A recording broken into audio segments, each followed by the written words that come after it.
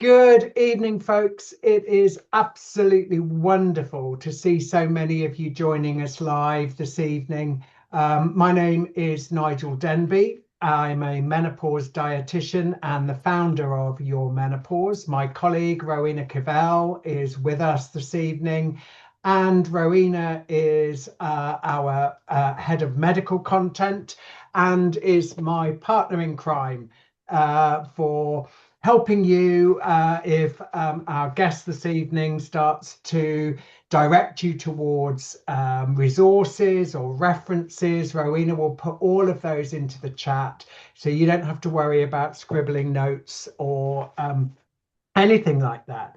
I know a lot of you will be brand new to a Your Menopause event, and I'm absolutely thrilled about that. We were just saying how brilliant it is to see lots of names we don't recognize amongst you, and that's exactly what we hoped this would be. This is a really special session for us, and just to give you a little bit of context about Your Menopause. So we are an online community. We've been supporting something like heading towards 90,000 women over the last 6 years with education, empowering content all around that perimenopause, menopause experience for women. We're not somewhere where we prescribe. We don't give one-to-one doctor consultations. This is just all about learning. And the reason being that menopause is probably one of the most misunderstood stages of life for women. Women's health has never really had the platform that it should have. It has been an area that's been neglected for decades, if not centuries. That's beginning to change, thank goodness, and very slowly. And we like to think we're kind of a part of that change. But something we've been really keen to do, everything that we have shaped over the years has really been by listening to women and understanding what it is that they would like and need in order to feel more empowered at this time. And often we've been asked, wouldn't it be great if you could do something just to help the men in our lives understand what's going on? And we have been trying to do that for a long time. And we've looked at different ways of doing this. We looked at bringing you menopause specialist doctors, but that didn't kind of feel right. It was very much, we didn't feel that, a whole medical session was necessarily what you needed. We didn't necessarily feel that also hearing everything from women themselves was necessarily going to be the right way to help men really get a picture of what's going on. And then a few months ago, Joe Warner was writing this book. I hope you can see that. And came to me to ask if he could get some insights from my perspective. The book is called Burning Up, Frozen Out: What Every Man Needs to Know About the Menopause, but No One Told You. Well, they're going to tonight. And as soon as I started talking to Joe, I knew this is it. This is what we need to do to support guys. So if you're here on your own as a partner, a husband, a son, an employer, a nephew, a friend of someone who's going through menopause, that actually is amazing. We really didn't know who would come along tonight, and I'm thrilled to bits to see so many men in the audience. Thank you. If you're here as a couple, that's absolutely brilliant too. And if you're a woman who's come along on her own, you're also equally welcome.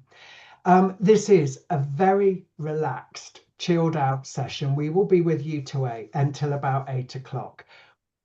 Joe and I kind of know where we think we'll go with this session, but this session is absolutely for you. So if there are questions you want to ask, there are a number of ways that you can do that. And we would really love to hear your comments, your questions, your thoughts, your experiences, however you would like to contribute. Now, there are, as I mentioned, a number of ways you can do that.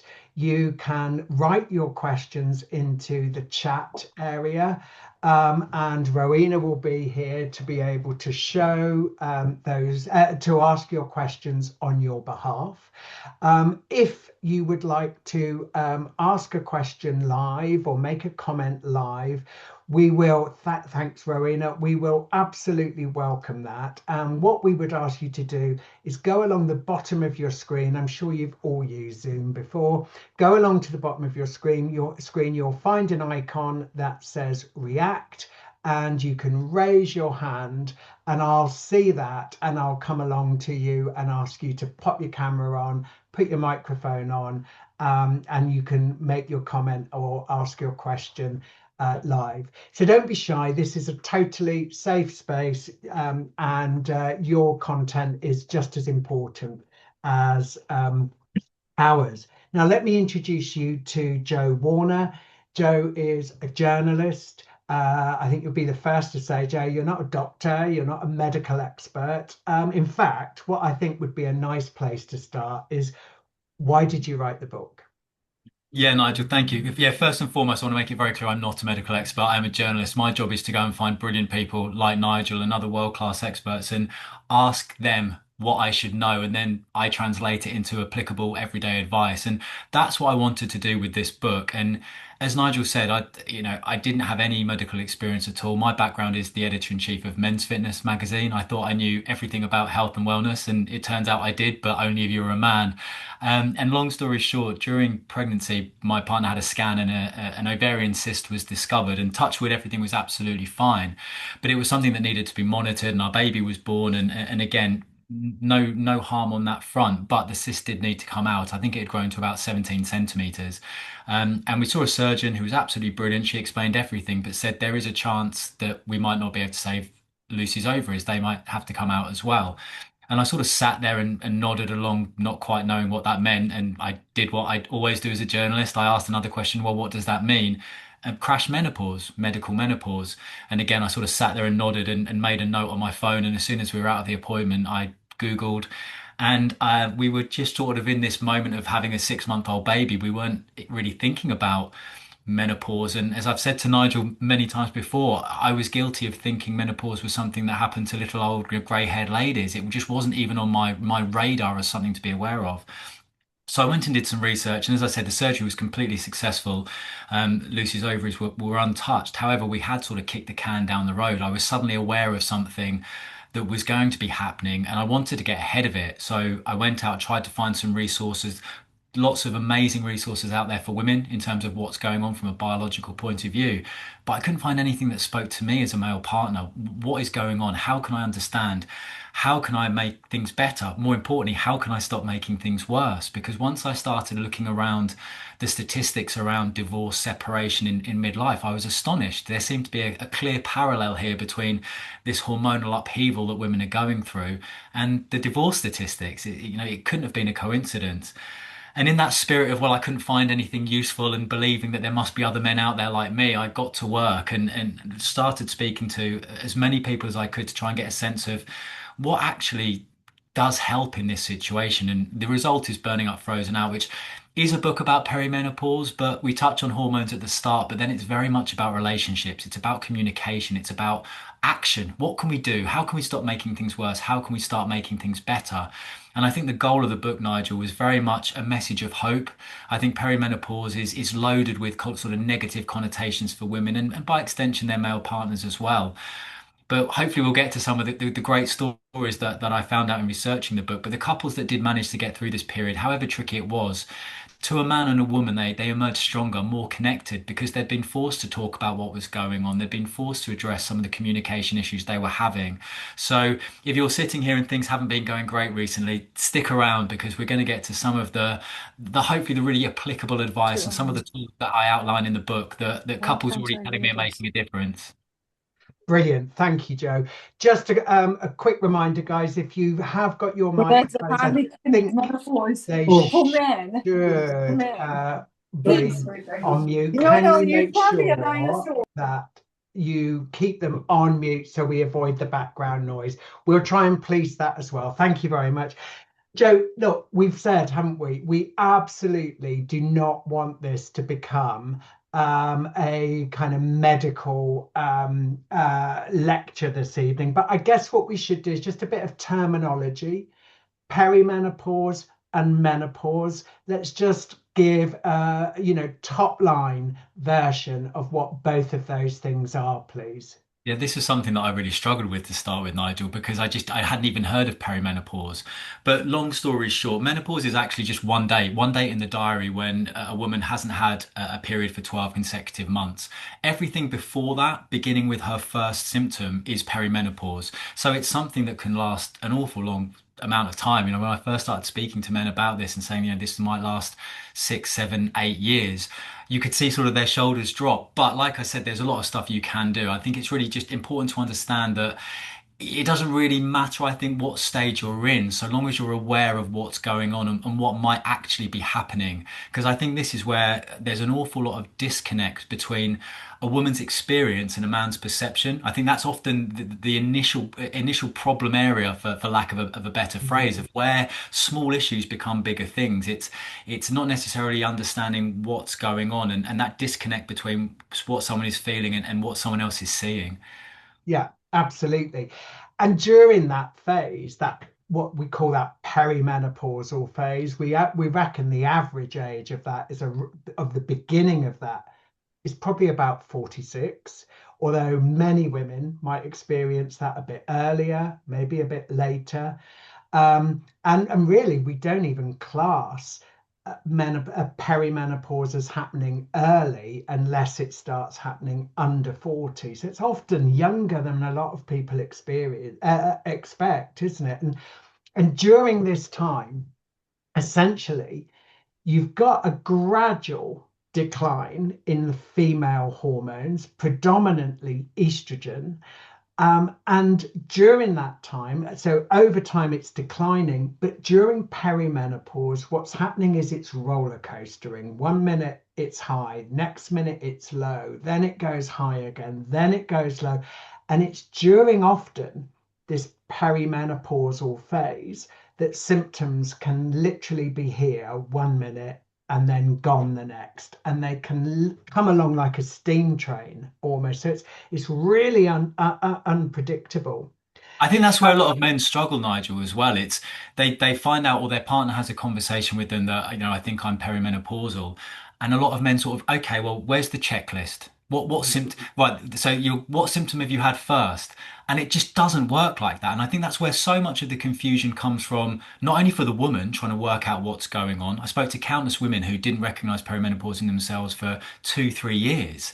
And it's that period of, it sounds almost crazy, but that's where people think there's something seriously wrong with them. Because I spoke to women who thought they had early onset dementia. They thought they had cancer because of these crazy symptoms.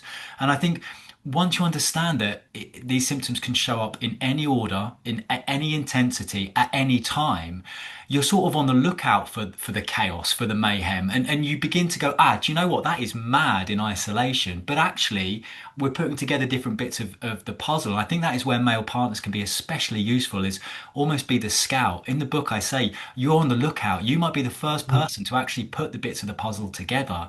And I think that appreciation of just how crazy some of the symptoms are. And again, it's like what I was saying, Nigel, in terms of that disconnect. Sometimes some of the symptoms sound so unbelievable, you almost dismiss them. Can't be that bad. And that's where some little cracks in a relationship, that lack of being believed or feel seen. I think that, we'll get into that later on, but I think it's important from the outset for men just to realize how unbelievably confusing and chaotic this can be. Totally. And it's not just for men. Rowena and I have spent the last 6 years teaching women that that women have estrogen receptors literally on every cell in their body. So as estrogen levels reduce, symptoms can appear from the top of their head to the tips of their toes. This is not just about hot flushes. Many of Absolutely. the symptoms that that a woman might experience aren't visible, These are feelings in a way often for guys to think about this. If you think the main hormone that influences us is testosterone, and you imagine over that period of perimenopause, testosterone gives you your masculine shape. It gives you hair on your face, maybe on your chest. It gives you your libido. It sometimes can give you your aggression. It can be part of why your voice is lower. It gives you everything that makes you masculine. Um, and imagine a period of about 6 years or so where your testicles literally shrivel up into producing virtually no testosterone at all, and then they almost fall off. That's essentially how it might be for a guy who was experiencing a male perimenopause, if there was such a thing. And I guess because men don't experience this to such a degree, it's probably why it can feel so helpless in terms of trying to understand it. Has that been your experience, Joe? Yeah, absolutely. And I spoke to lots of men and lots of women during the course of the research, alongside experts, women who were going through it or had been through it. And the common, I'm going to say complaint, but the feedback I was getting from women was he just doesn't understand me. He just doesn't get it. And I was guilty of this, Nigel. One woman explained it to me very early on in my research, and she said, "I feel like I'm grieving. It feels like loss." And I kind of sort of sat there and went, did that thing. It can't, grieving. But she was grieving the person she was. She was Mm. grieving her fertility. She was grieving it. Again, I don't even want to sort of do it justice by trying to explain it because it's not my story. But my instant reaction was, well, it can't be that bad. And then sort of a light bulb clicked. It's like, that's how I'm treating all of the symptoms because it's not happening to me. And the one thing women were saying they needed was like, just trust me. Just trust I'm going through this. I know you can't understand. I know you won't experience any of this, for which I'm so grateful because I wouldn't wish it on my worst enemy. But I just need to be believed. And that's almost the first step, I think, is once you're having that conversation and perimenopause has not sort of knocked on your door, it's blown the windows out and it's there. It's believing what's happening. Doesn't matter how crazy it sounds. Being dismissive is one of the most damaging things you can do because it instantly drives a wedge between you. And I thought that grief was a nice analogy of not a nice analogy, but you know what I mean? It really helped me understand that I can't comprehend this because I'm not going through it. My job isn't to understand how she feels. It's to be here to make anything slightly more bearable, slightly more easier. Absolutely. So, look, we're all familiar, aren't we, with the kind of Les Dawson caricature of someone having a hot flush. But as we've said, hot flushes themselves are actually a tiny part of perimenopause. And in actual fact, when we look at the evidence gathered from women, those are often the symptoms that bother them the least. It's often these invisible symptoms that can be so much more. Derailing almost. Talk to us a little bit about things like stress, poor sleep, the cognitive symptoms that women might experience. I can also talk a little bit about the weight gain and the change in body shape. But let's try and get a handle on why those can be so particularly difficult for women to deal with in midlife.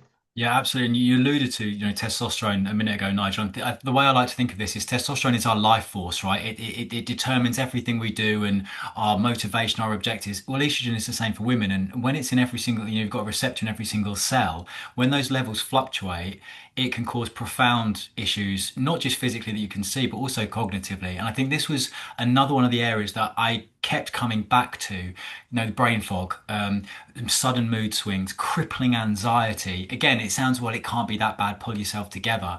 And I think that's where men often are guilty of maybe making jokes about, oh, I've forgotten the keys again, or, the purse is in the microwave, or whatever it might, the crazy things you hear. Because again, it seems almost comical, but if it's happening to you, it's unbelievably frightening. And some of the statistics around women that, don't go for promotions or even leave the workforce because of their cognitive performance, they're struggling to think of the right word. All of these things are incredibly frightening when it's happening to you. And what, fundamentally what is going on, the way I explain it to guys is perimenopause comes along and suddenly she's playing in a game that she doesn't know the rules to. But a man is also thrust into the game and he doesn't even know he's playing. And what I mean when she doesn't know the rules anymore is everything has changed. So we can speak about body composition, how a lot of Mm, women will say they're gaining weight even though they're doing exactly the same thing. Again, it's down to estrogen. It's determining where you store body fat. It's determining your basic metabolic rate, which is how many calories you're burning. It's affecting how you sleep, the night sweats or even just broken sleep. A phenomenal percentage of women suffer from insomnia that they've never had before. Stress. And, I'm not sure if I'm allowed to swear on this, Nigel, but the way I describe it is, perimenopause comes along and her bullshit barrier is just gone. So what I mean by that is quite often men will say to me, she's overreacting. I don't know. She's suddenly going nuts. I've always done this. It's like, yeah, she's not suddenly going nuts at the thing that really annoys her. It's just her tolerance has gone. She's not going to put up with it anymore because she was sucking it up before and getting on with it. So it's not as though she's suddenly changed or you're suddenly really annoying her. She's just not tolerating it anymore because she's overwhelmed. There's 300 million things spinning in her head, yet her brain isn't working the way it wants, so everything is harder. So there's all of this. It's all happening at once as well. And I think when we factor in that perimenopause comes at the worst time for couples because you're of that age where you've got young or teenage kids, you've got elderly parents who are leaning on you more. You're probably at your peak professionally in terms of responsibility and stress as well. Financial pressure, everything is more expensive. You've got a mortgage to pay. So there's all of this going on, and then suddenly you're not connecting anymore. You're not talking anymore because you just don't know what each other wants or what each other needs. So I think it's this is where that awareness is so important because when women say to me, he just doesn't understand, he doesn't get me, he's not helping. It's not a lack of empathy. I believe in, everyone sitting here today, it's not a lack of empathy, it's a lack of education. mm, And there are some really, we'll get to this as well. There are some low-hanging fruit in terms of what you can do. But I think the key thing here, Nigel, is that appreciation of everything you're seeing, whatever the symptom, it is normal. There's nothing wrong. No one's broken. This is normal. This is a normal process. It's not a medical condition. It can show up randomly. It can knock her for six. We all know what it's like after a few bad nights of sleep. Imagine if you have that for a week, 10 days. It exacerbates all of the other problems you're having, the stress, the lack of motivation to eat well, all these other things. It's a vicious cycle. But understanding is that first step. And, fundamentally, you can't support what you don't understand. So I think getting guys up to speed about, yes, it seems crazy. Yes, it seems completely nuts to you, but it's happening, it's real, and you need to buckle up. mm. Yeah, well, yeah, quite. And again, I think, nobody needs to feel um, daft for not knowing this. One of, the crimes, if you like, that we now see in the 21st century is very often women don't know about this themselves. We talk to young girls about puberty. We don't talk to them about menopause, so they're not expecting this. Their mums and their grandmothers didn't talk about it. And it was a different world then. The days of a woman being able to go off into a dark room and lie down until this is over and come back out when it's all past have gone, as you say. Women are at the prime of their lives when this happens. And after working with over 90,000 women, every woman's experience is different. There is no roadmap for it. And we're talking about women experiencing a natural menopause. We mustn't forget that there are women who might have surgery, a hysterectomy. They might have treatment for other conditions, which mean that they go into either a surgical or what we call a chemical menopause, where this almost happens overnight and can leave them completely debilitated. And Right. this is where male partners really quickly, Nigel, just on that Yeah. note, I did interview somebody for the book who had gone through that. And she was sent home without any hormones. She literally went in and had a hysterectomy and came back and there was no sort of aftercare at all. Now, this could be just a one-off example, but I talk chapter 8 in the book is all about dealing with the doctor because that is exactly where men can step up because we're expecting women to advocate for themselves at potentially their lowest ebb. You have 10 minutes with a GP. You can't possibly be expected to go in there and give a full and frank and heartfelt account of what's going on. I'm not saying male partners need to go to every single appointment, but practicing what you want to say, writing down what you want to say, basically just being a proper wingman of support there because the stats around how long it takes for women to actually get seen and get taken seriously by a medical profession is absolutely just hair raising. So that's something we might be able to come back to. But yes, especially in that situation of a sudden menopause, men absolutely have an enormous role to play. The difference between getting on, trying to make the best of a situation and complete despair. Yeah, absolutely. Now, Joe, you talk about the solutions mindset, and this is very much a guy's thing, isn't it? What can I do to fix this? It's not necessarily the right approach or the most helpful approach in this particular situation. Talk to me a little bit about that. Yeah, men. Yeah, I'll just slightly caveat this, Nigel, because I know not all men fit into one of these three categories. But I mean, I've spoken to a lot of people, and a lot of us do. So there's three situations we typically go into as male partners here. Ostrich. I don't need to explain that too much, right? Head in the sand, hope it blows over. Good luck, because in 8 years' time, when you finally emerge, your whole family's left you. You can't hide away from this in your man cave. So we should all know that's not a great approach. The second approach is the comedian. We've touched on this before, dismissive, trying to make jokes, trying to like bundle humor your way through, but often that just pushes your partner further away. And the third one, which I think actually a lot of men believe is helpful, is the fixer. You want to try and Bob the Builder your way out of this. There's a problem, I'll fix it. We all know, guys, absolutely amazing if you've got, a leaky drain pipe. Get on it straight away. But perimenopause isn't a problem to be fixed. It's not a problem. And by going into that solutions mindset, you make your partner feel like a problem. She's something else on your to-do list. And again, you think you're helping, but actually it's not the right approach. So we talk in the book about moving from that solutions mindset to a support mindset, which takes a little bit of practice, but it's actually very, very easy once you get your head around it. You very essentially you stop offering solutions and you start having conversations where you listen rather than talking. And we can go into a little bit more detail about what that actually looks like. But I want that almost to be a message of hope for men. Take the weight off your shoulders.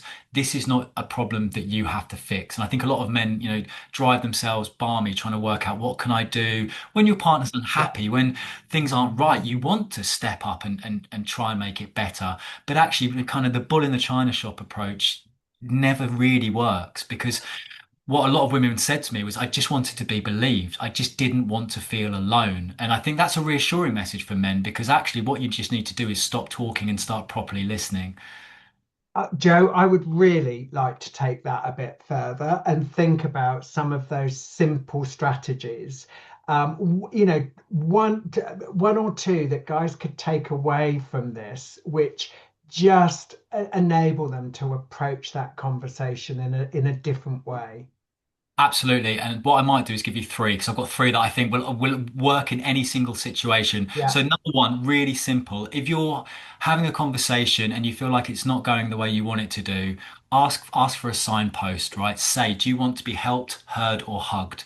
Because I know it sounds overly simplistic, it might not work straight away, but most people are going to be receptive to giving you a bit of a steer. And sometimes she just might want to be heard, and you're just going to be a sponge and listen to everything she said. Sometimes she might want a hug, just a complete overwhelm, and that physical contact. She's not alone. You are there with her no matter what. Or she might want help. She might have a problem, but you're giving her your opinion on her terms. She's asked for it. So I think that's a really nice way of just getting a bit of a steer of where the conversation could go.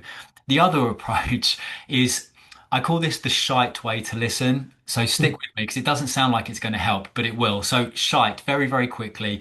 S, shut up. That is your job as a man in a conversation. Stop talking, shut up, let her talk. Because we've all had conversations before where it might be the eighth thing your partner says to you when she's uninterrupted that is actually the thing she wants to talk about. So we've got to give somebody the space and the opportunity to get to that point. So S, shut up. H, hold back your urges. So that's hold back any desire to jump in, solution. I've heard this before. I know, not your time, not your place to jump in. So hold back. Um, it's not about you. It doesn't matter how personal the conversation feels, whether every single part of every sinew of your being is being attacked right now. It's actually not about you. It's about everything else that's going on. And as we all know, sometimes we take it out on the person closest to us. So really, really useful to remind yourself that actually it's not about me. T, take it all in. This is where that really listening to everything is so important because quite often when we think we're listening, we're actually just waiting for our turn to talk. sometimes the actual real gem of what she's trying to say to you might be buried. So if you're not taking it all in, you might miss it. And E, finally, is echo it back. If you need further clarification, echo back what she said to you, because quite often it gives the other person permission to keep talking. So you're really overwhelmed by this. And you're just again you're playing conversational tennis, right? You're knocking the ball back, and she knows he's really listening to me. He wants to know more. And that's how, I'm not going to say this approach is going to fix it in one conversation. We're in it for the long haul though, right? This is a relationship and we're going to dig deep. But I think that's really, really useful in terms of just getting into that not talking but active listening, because you might not get anywhere from that one conversation, but in your partner's head, she's like, he's not going anywhere. He believes me. He's listening. And quite often that is the first step you need on reconnecting and getting back on the same page.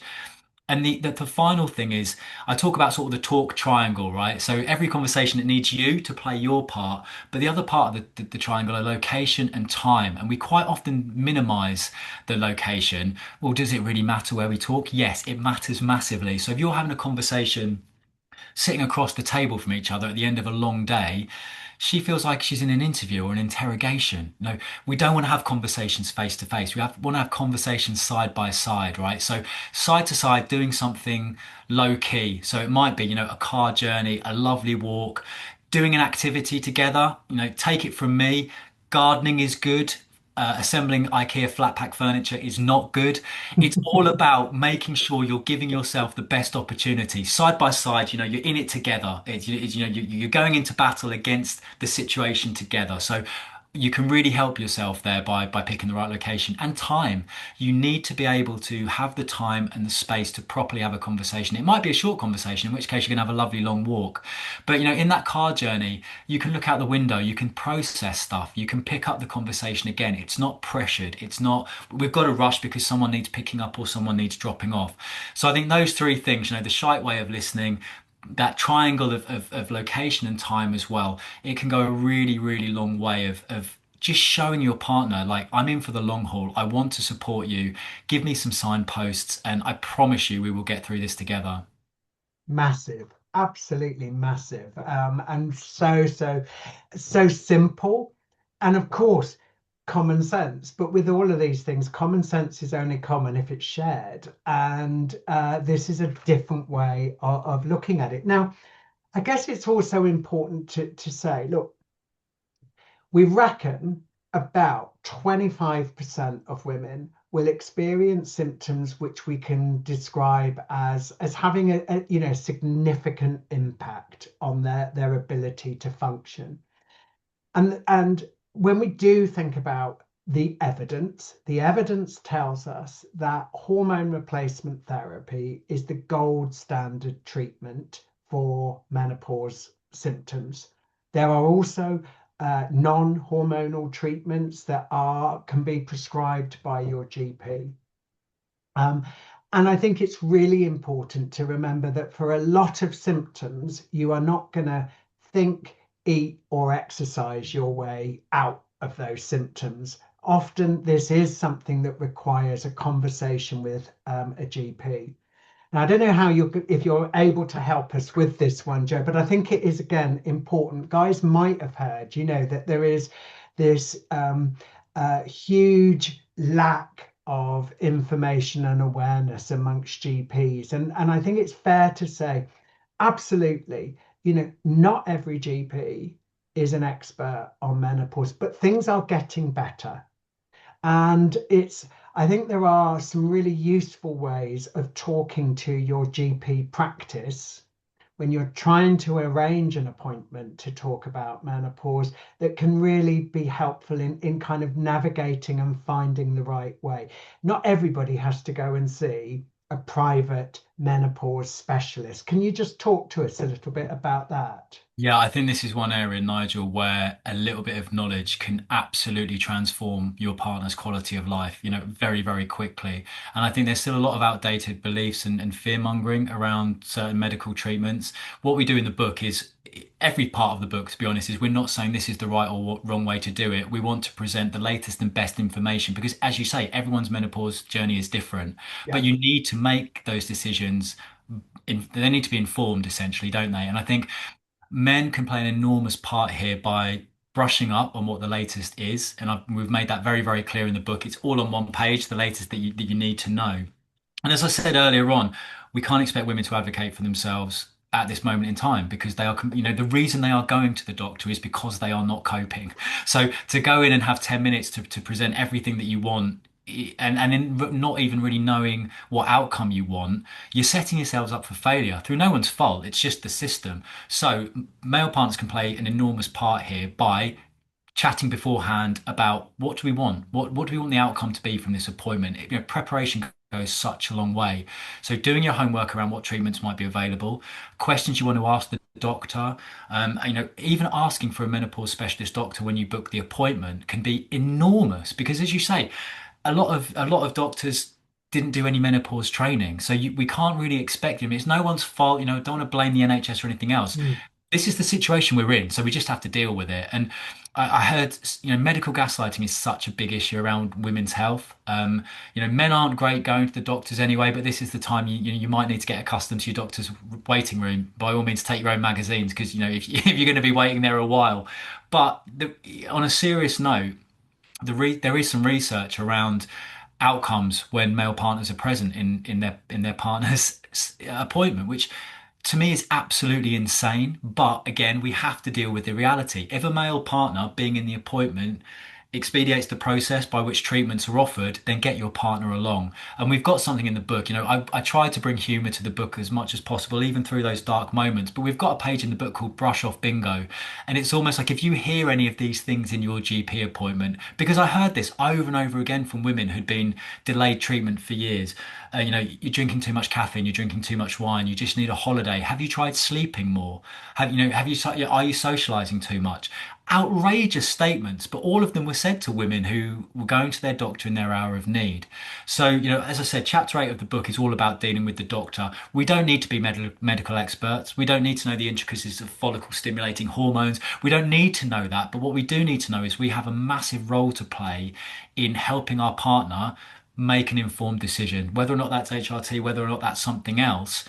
You can help in ways you probably can't imagine. So I think that's a real, low-hanging fruit sounds like I'm being a bit, whimsical, but I genuinely think this is something where men can play a tremendous part in potentially eliminating 12, 18, 24 months of uncertainty and anguish by getting on a treatment path or evaluating other options. I think what's so frightening for a lot of women is that period of uncertainty. I don't know what's going on and I don't know what to do about it. And sometimes just Rowena, I know you're champing at the bit with a thought. Sometimes also just that simple question at the reception desk about who is the best person in the practice to Yeah. speak to about menopause. It might be a nurse, it might be a GP. Some practices will offer group consultations. There are all kinds of different things. But I know, Rowena, one thing that will really uh, you're keen to stress is where people get basic info from.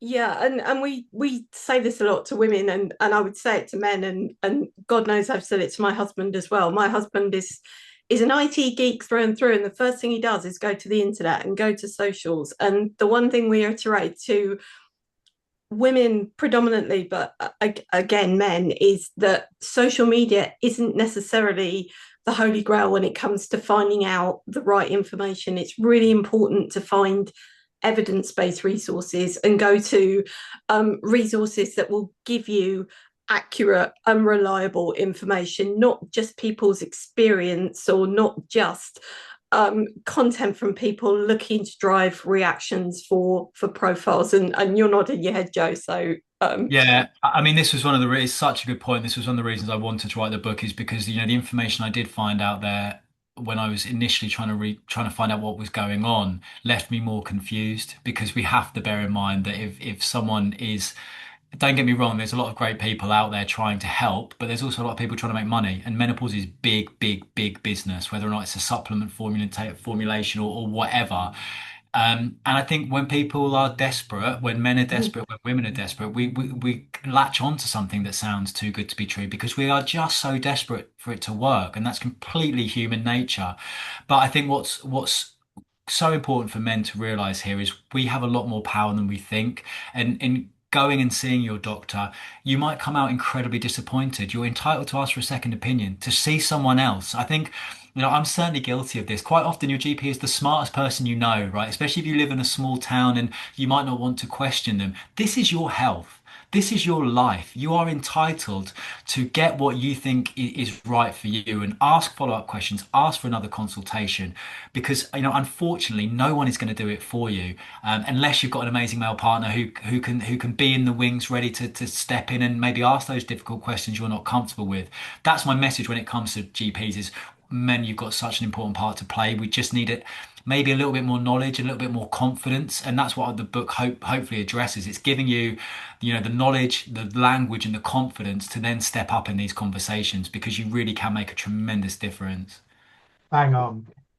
Now where I do want to also go with this is so right. We've got the picture of what's going on and how it can impact um, women. We've got some thoughts on how guys can talk to women about this and using some of those brilliant strategies you came up with. And also, we've started to explore we've started to cover the fact that there is, although this is a natural phase of life for most women, there are really well-regulated, evidence-based treatments available to most women, and those could take the form of hormones or not. They're not. It's not all about HRT. There is one thing though, and as a dietitian, this is a big thing for me. It's part of the reason I've been working in this field for 25 years or so. And it's a massive part of what we do here at Your Menopause. On many levels, menopause is also a moment to step back and look at your lifestyle. Because for most of us, by the time we get to our 40s, we have picked up habits, routines along the way that aren't necessarily the most conducive to us feeling as well as we could. Maybe we don't manage our stress as well as we'd like. Maybe we drink a bit more than we should to get ourselves off to sleep and relax in the evening. Maybe we don't eat as well. Perhaps our exercise has gone um, to put. The bottom line is you don't necessarily have to, wake up at the bottom of a mountain covered in the morning dew, gathering mushrooms, to live a healthier life and feel better at this phase. But pretty much everybody can do a little bit of assessing the areas of their life that they could clean up a little bit.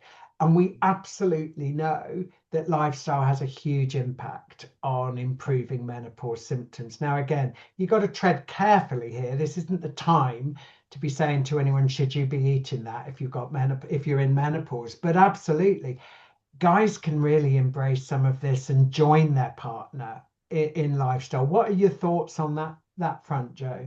Yeah, absolutely, Nigel. The final third of the book is called Power, and it's all about what you can do. So the first third of the book we talk about knowledge, and that's what's going on. Then we talk about communication, which we've covered, and power is the real engine of the book because there is so much you can do that I think you don't realize. And also it's another great area to reconnect as a couple because we all have to eat, right? We all have to move, we all have to sleep.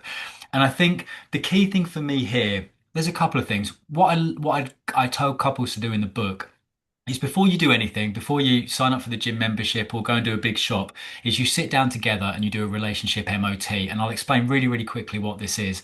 You can get a print off on my website, but it's basically a dozen, 20 criteria of life, how stressed you're feeling, how energetic you're feeling, how close you feel to your friends. And you sit through it as a couple and you basically give yourself a score from 0 to 10, 0 being you're in the pits, 10 you're soaring high.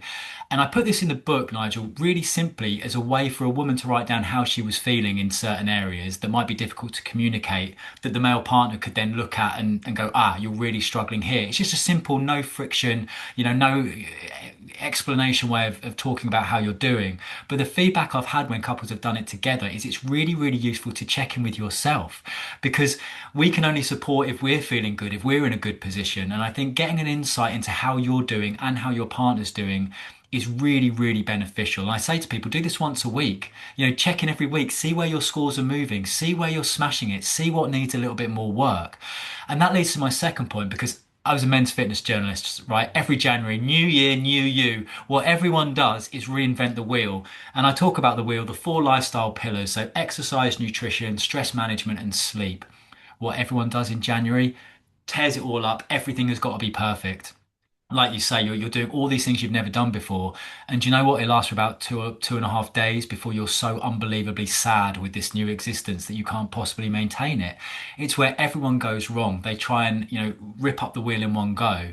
And what I say is focus on one pillar. It's all you need to do. In fact, it's the only way I've ever seen it work for people who want to instigate change in their life. Which area are you struggling with the most? Is it eating? Is it exercise? Are you really stressed? Are you not sleeping? Look at that area first, work out maybe what's not conducive to improving that habit, what you can do as well. Because what happens every single time is a little bit of focused effort on that one pillar. And you know what? The circle, the virtuous circle is now no longer the vicious cycle. It starts moving in the right direction. So say you're incredibly stressed and you work on the stress management, breath work, meditation, journaling, whatever it might be. Do you know what? You sleep a little bit better because you're not lying awake all night stressed. And do you know what? If you sleep better, you wake up and you've got a bit more energy to exercise. You exercise. No one ever goes and does a good workout and then wants a KFC, right? You want good nutritious food afterwards. And please bear with me, I'm oversimplifying it massively, but that's the essence of it. It's you don't need to do huge, unbelievable, giant gestures. You need to take small steps. You need to focus on what's not working. And I think the relationship MOT is an amazing tool for going, we're both really stressed right now. Look, these are both nines and have been nines for 3 weeks. What can we do about it? Maybe we can go for a weekly walk together where we chat about what's going on. And suddenly you're talking about things in a natural environment. And again, we're not going to fix this overnight because it's not something that needs to be fixed. It needs to be something you work at. And I think for men to understand, as we alluded to earlier, Nigel, that estrogen has ripped up the rule book here. You will be storing fat, your body shape will be changing. And it's almost, why is this happening to me? Why do I look like this? I don't recognize my body. Very easy for men to be, you look fine, you've not changed to me, I'll always love you. It's not addressing the problem. You might mean it, but by understanding that the rules have changed, so you've got to change your strategy is incredibly useful, I think, to going, do you know what, this isn't a big deal, it's an inconvenience, but we'll have a plan. We'll motivate each other. We'll do our weekly check-in and find out how we're doing. Because do you know what? There is nothing more motivating than seeing a tiny bit of progress. You start seeing, you'll notice it with your sleep. You might feel less stressed. You might be not snapping at people. But actually, those numbers give you, okay, it's not all about the weight on the scales. I feel more empowered at work. I feel more connected to my partner. This is the real world benefit we're chasing, right? It's not about the scales. Who cares? It's about how you're feeling day to day. So, the whole point of this final section of the book is there is an awful lot you can do. But if you rush in and try and change everything, you're destined to fail. It's about what's manageable, what's small, what's sustainable. Do that until you've cracked it and then take on something else. Because like I said, it's the only thing I've ever seen work. Exactly. And I think, again, to echo that, we've got to also look at where we are here in 2026. We are going to live longer than any generation before us. We can expect now to live well into our 80s, if not our 90s. 200 or 300 years ago, average life expectancy meant that most women were dead before perimenopause even came along. And I think this, again, when you see it like that and you imagine, blimey, the likelihood is there are going to be more years in a postmenopausal state than there were in those fertile years. That's brilliant. But think about those 80, 90-year-olds that right now. What's the quality of that life like? And this is where, in some respects, the women who are supported and get support to help manage their symptoms and embrace lifestyle are those women who look and say, do you know what, menopause has been the best thing that ever happened to me, because this is that moment, where A woman can decide what type of 80-year-old is she going to be.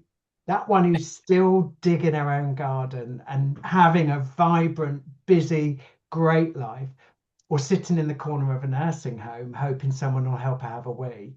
You're absolutely right, and we talk about this in the book, and especially around the strength training, because strength training is something a lot of women haven't done or got any exposure of, but it's so important. And in strength, we say in the book, strength training is what keeps you out of a nursing home. You're not training for the next 45 minutes. We're training for the next 45 years. Do you want to be active? Do you want to be independent? Do you want to be strong? Do you want to be playing with the grandkids or even the great grandkids? And again, this is where men, I think, try to help. Come to the gym with me. I'll show you how to lift weights. The women I was speaking to, Nigel, didn't want to train with their partner. They've seen him all day. For them, what they needed was time, ring fenced for them. So this is where men can pick up more of the domestic load, right? I've got the kids, I'll do the washing, I'll do the shop. You've got 3 hours. Go and do whatever you want to do. Go for a walk, go for a run, go to the gym, go and stare at a dark wall, whatever it is you need in that moment. And I think we rush in. Oh, I know the way around the gym. I can help you here.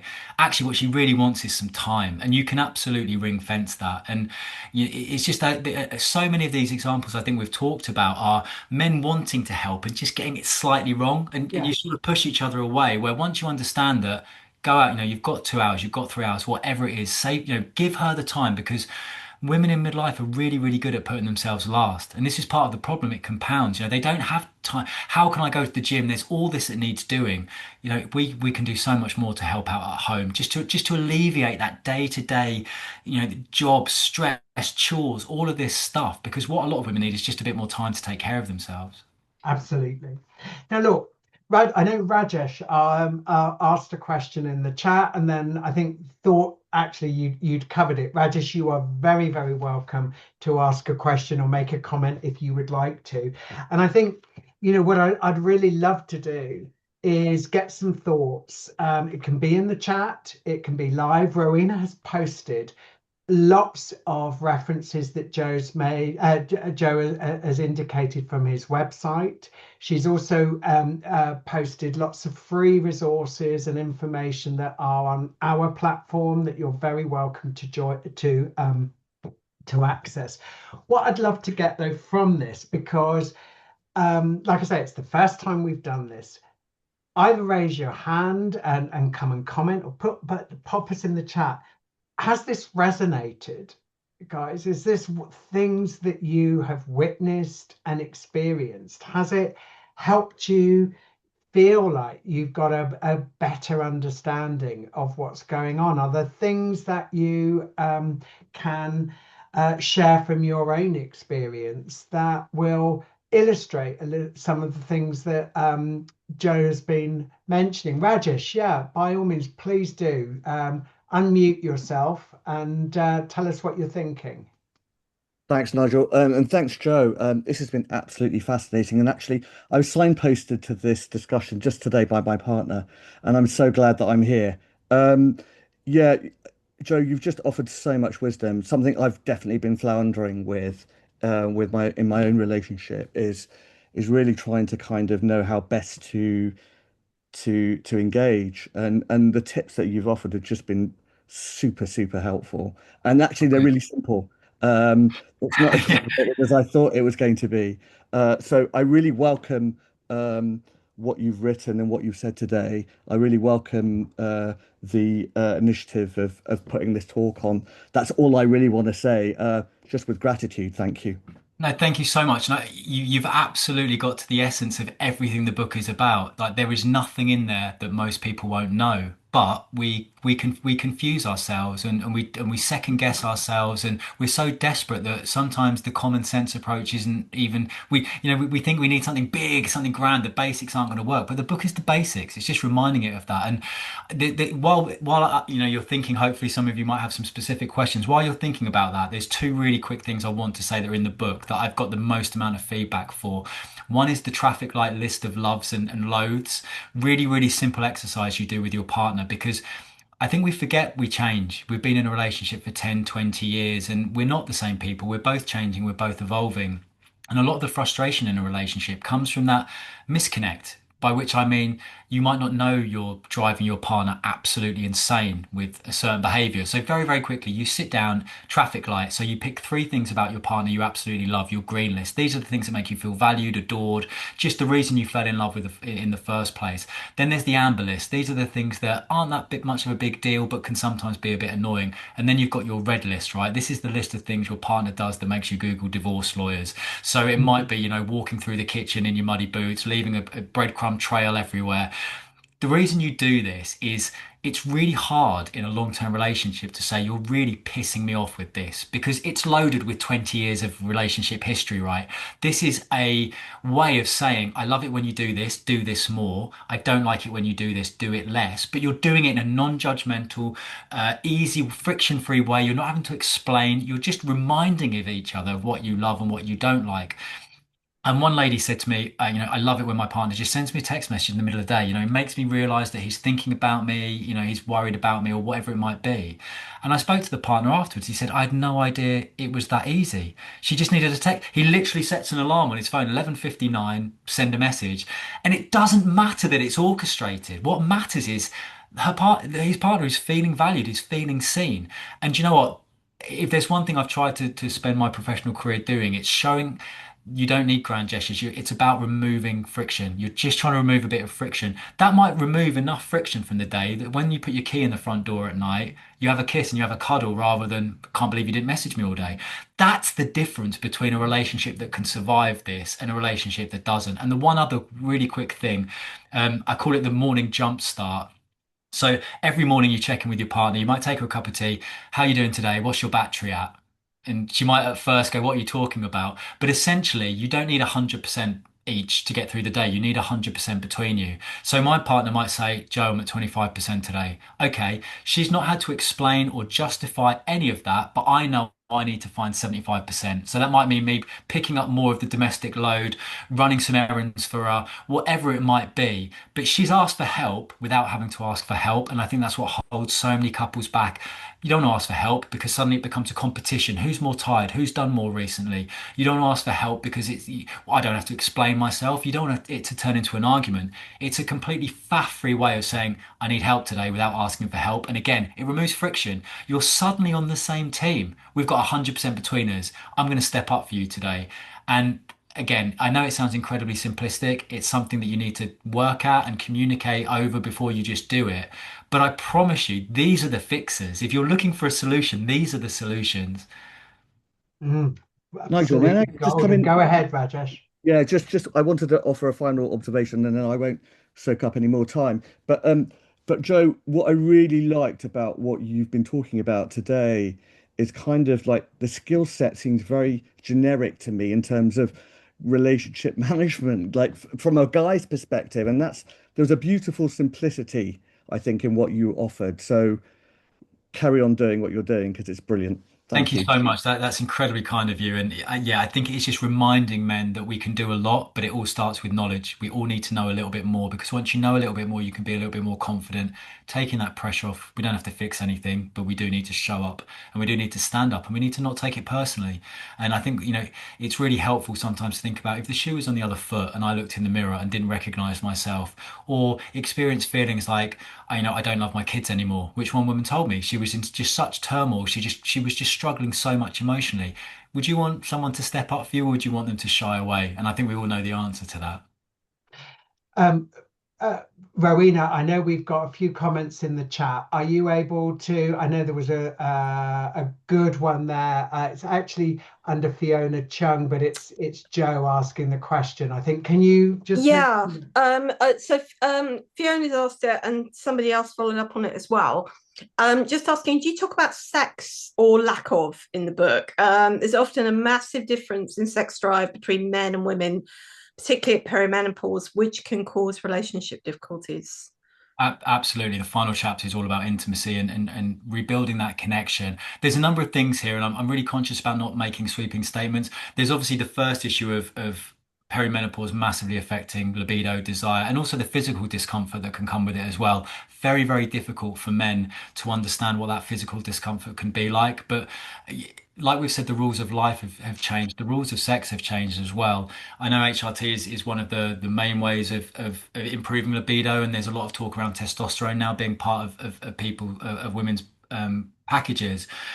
But this is where, men, we cannot take it personally. I think sex is so we're so, we get together because of sex essentially in a lot of relationships, right? We almost telepathically know what each other wants. It's exciting. It's just everything we want it to be. We can't stop thinking about it.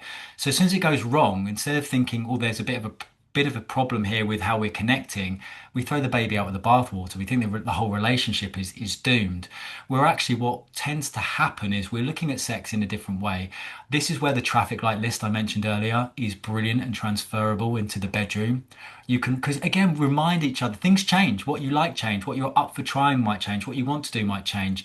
By literally signposting it to each other in a non-judgmental, non-hassle, non-stressful way. I'd love to try more of this. I love it when you do this. Because I think men, we get fixated on hitting the home run, right? We forget about the other bases, but there's tons of research that shows that actually foreplay is what women tend to enjoy more in perimenopause and menopause. So we have to rethink the game. It's not all about that one act. It's about rediscovering what we like, what turns us on, what we want to try. And I think the essence of the intimacy chapter is about honesty and humor. We need to talk about it when it's not happening. We need to be non-judgmental. We need to not take it personally. We need to understand that her body is changing. And it's redefining the rules of sex. So the traffic like this can be really, really helpful. I think another thing men need to remember is, I've had this conversation so many times, Nigel. This is when both partners wanted sex, right? But a fundamental approach. They wanted the same goal. So the same goal is to have more sex, but they're approaching it from polar opposites. By which I mean the man wasn't feeling particularly connected, so thought we'll have sex and we'll feel connected again. Whereas the woman, if we're not connected, we're not having sex. So they're constantly missing each other. He makes the approach at 11 o'clock on a Friday night thinking, oh, we'll feel connected if we're doing this. She's absolutely not interested at all because he's not held her hand for a week.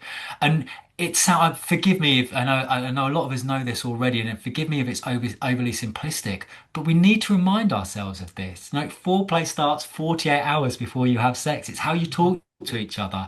It's, we have four opportunities typically to interact with our partner, give them a kiss when we wake up, when we leave for work, when we come home, and before we go to bed. Introducing these things and reminding us that it's not all about that one act, suddenly pouncing on her. And it's the grand gestures again. It's not whisking her away to Paris for the weekend or splashing loads of money on lingerie. It's the small things. It's kisses, it's cuddles, it's being present. One sex expert said to me, if you're worried about her libido, try doing the laundry for a month. And I know that's really, really flippant, but I think it's useful to remind us that I think men are very good at, sex is this separate silo from the rest of life, but it's not. It's intricately linked to everything we do, how we interact, how we talk, just our body language, and reminding ourselves as men that, put the ego to one side, talk about when it's awkward. The build up is the best bit, right? It's not all about the wham bam, thank you, ma'am. I think we focus on when we're younger. So yes, that's my very, very long-winded way of saying sex and intimacy is a massive part of the book, but actually it's an extension of everything else. Everything I talk about in the communication section is transferable, and it starts with communication. And the traffic light list is a great place to start, once we're doing all the other communication things right. Joe, you're a good man. I tell you what, I'd marry you. What a terrific session. Thank you so, so much. The hour has absolutely flown by.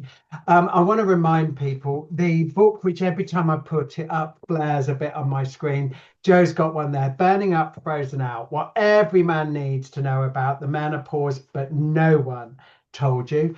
I'm sure it's available on Amazon, and it was available in the link that I think we've included. Yep. The recording from tonight's session will absolutely be available. So guys, if you know mates that you would like to share this with, please do direct them to Your Menopause by Harley Street at Home. This is a free event. Rowena's put the link. It's a free event, so they can just join us as a free member, and they'll be able to watch the recording at their leisure. And we'll absolutely welcome you with open arms. I'm sure we'll be inviting Jo back to speak to us again. And also, if you know that women in your life would find accessing more information useful, do send them towards us. Your Menopause is here to support women. We offer live content with British Menopause Society specialist doctors where participants can join and speak to a doctor and hear all the and have answers to their questions. This has been an amazing session. I am absolutely thrilled to bits with how it's gone, Jo. Thank you very, very much. Thank you for having me. No, absolutely the right guy to deliver this. I'm going to just thank everyone. I'm going to come to you, Jo, to close us off this evening. But I just want to thank everybody for joining us live this evening. So often, these sessions, you look and you think, oh, this will be interesting, and then, you know, don't make it to the live and think, I'll watch it on catch up. These sessions are no good unless you guys turn up. And I know you've had busy days. Thank you for joining us live. Jo, though, really, thank you for seeing the opportunity to write this book, to write it in such a blinking good way, because it is a really easy read. It's really well written, really well researched. You've spoken to so many experts that we know and welcome here in Your Menopause. So this is, you know, the dog's muhakas when it comes to good evidence-based information. Jo, close us off for this evening. Leave folk here with one or two of your nuggets, and we will say good night. Firstly, I have made a free chapter of the book available on my website, or the book's website, which is burningupfrozenout.com. It's chapter 4. It's the one thing we've not talked about, which is what happens to men in midlife. So that's a really useful place if you want to download that free chapter. Obviously, I'd prefer it if you went out and bought the book and you can read it in the book. But if you want to get the free chapter, you can do. And it just talks about male midlife and some of the changes we're going through. Because I really believe that helps reinforce that we're going through similar journeys here. And I think that helps the empathy, helps understanding everything else. But ultimately, Nigel, firstly, thank you so much. I've really enjoyed this. You can tell I could talk about this all night, so I would love to come back and maybe pick up some other areas we've not covered. But ultimately, I wanted to leave everyone with a message of hope, no matter how difficult or dark the days are at the moment. So long as you keep going, you will find a way through. And I think that the reassuring message was that the couples I spoke to, as I said at the start, who got through this period, who navigated it side by side, emerged happier, stronger, more connected. The sex was better. Everything was better because they'd been forced to address the elephant in the room. They didn't hide away from it. They stepped up. They spoke honestly and with humor. And they realized what made each other tick and what each other needed. And I think in a long-term relationship or even a new relationship, we take communication for granted and just reassessing how we listen, how we talk, the words we use, the words we don't use, where we talk and when we talk.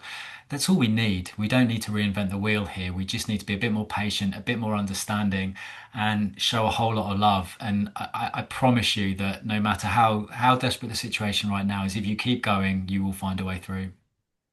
Amen to that. Good night, folks. Thank you so much for joining us. Thank you, Jo. Good night. Good night, everyone.